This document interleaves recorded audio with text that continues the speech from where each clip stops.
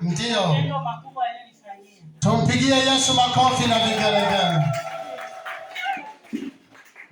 Ilikuwa Jumatatu. Ndio.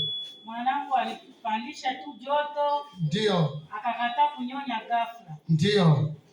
Jumatatu hiyo, Jumanne, Jumatano, Alhamisi. Ndio. Sasa ilifika Alhamisi nikasema mwanangu sasa mbona inazidi? Kunyonya anyonyi. Jioni sasa nikasema au nimbebe kanisani. Lakini tuko na mchungaji hapa nyuma. Tuko ni jaribu kwa huyu mchungaji. Ndio. Ndio Mungu atafanya. Ndio. Nikatoka hapo ilikuwa saa 2 kasoro. Ndio. Usiku. Ndio. Nikachukua mtoto wangu mmoja kaambia chukua mtoto kwa tuingie kwa mchungaji. Ndio. Bahati nzuri nikamkuta. Nikaingia nikamwambia mchungaji mwanangu ana siku 4 leo anyonyi. Ndio. Akanambia anauma, nikamwambia hamna ni ghafla tu siku ya 4 leo anyonyi. Ndio. Mchungaji akanisaidia kwa maombi tukaomba hapo. Ndio. Baada ya kuomba akanambia mjaribishie kwanza mnyonyeshe uone kama atanyonya. Ndio. Nikamnyonyesha akunyonya. Ndio.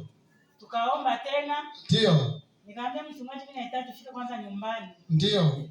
Sasa mimi nikamdanganya mchungaji nikamwambia mume wangu anataka ufike nyumbani. Wala atakidanganya.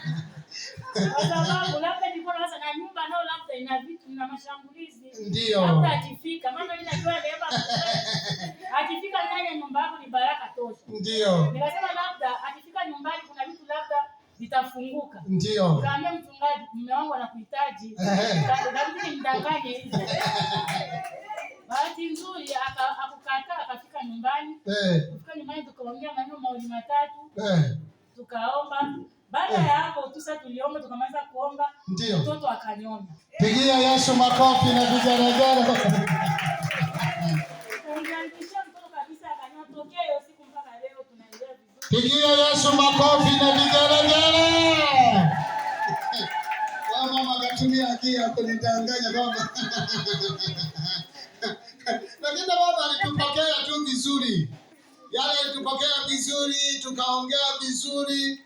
Kwa maana hiyo na yeye sasa mume wake huyu ni mshirika wa hapa. Bila kwa amesafiri. Bwana Yesu asifiwe. Ni mshirika wa hapa ila tu amesafiri na kazi zake. Ana kazi zake ambazo atakuja kaziseme yeye mwenyewe. Bwana Yesu asifiwe. Tena nzuri tu. Nzuri tu. Nzuri tu. Nasema kazi nzuri. Nashukuru sana kwa msaada wenu wa maombi. Ndio. Maana isipokuwa mwe, yani sikuwa nategemea lingine. Ndio. Maana nilikuwa naenda tu kujaribu. Acha kwa nijaribu. Kwa hiyo alikuwa anajaribu tu. Lakini Mungu amenitendea muujiza. Pigia Yesu makofi na vigelegele mengi. Mungu akubariki sana mama yangu.